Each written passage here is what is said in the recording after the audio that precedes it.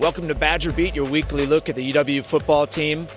Coming off the big win over Purdue, I want to talk a little bit about Monty Ball, Tom Mulhern.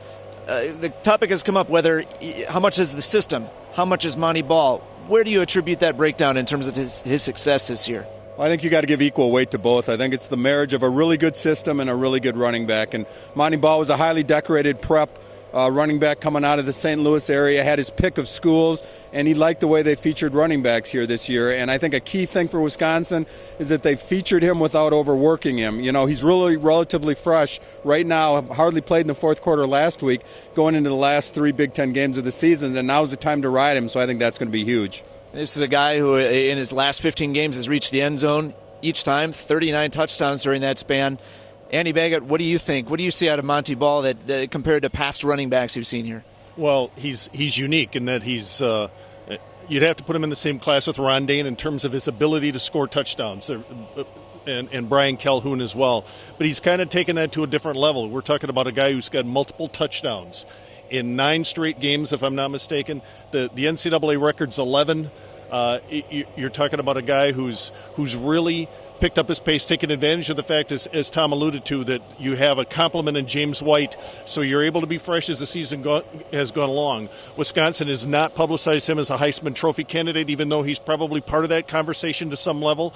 I think they picked the right guy in Russell Wilson, but you really have to be impressed with the production of Monty Ball. On the topic of Monty Ball in the running game, Tom Mulhern, from your perspective, that's been the difference in this series against Minnesota with Wisconsin's recent dominance. Yeah, you could put this in the category of, sometimes you don't appreciate what you have until it's gone. And I'm not saying Glenn Mason was a great coach, but in the mid-2000s, Minnesota, not Wisconsin, ran the ball better than anybody in the Big Ten. When you look back to Maroney and Marion Barber and some of the backs they had back then.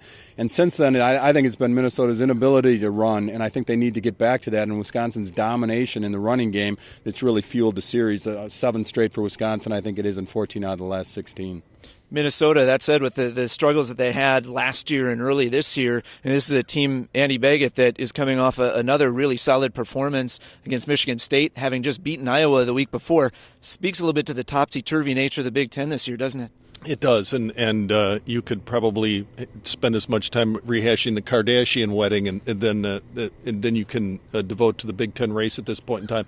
But Wisconsin got some good things happening to it with, if you want to call them good things. Ohio State, there's still some issues regarding its future with the NCAA. There's a lot of turmoil at Penn State, some sad turmoil at Penn State. And in the leaders division, right now you have to look at the 2 teams that Wisconsin has to be concerned with in Penn State and Ohio State having some issues. And right now Wisconsin, if it takes care of its business, Wisconsin is still very, very much in the hunt to be in the Big Ten championship game.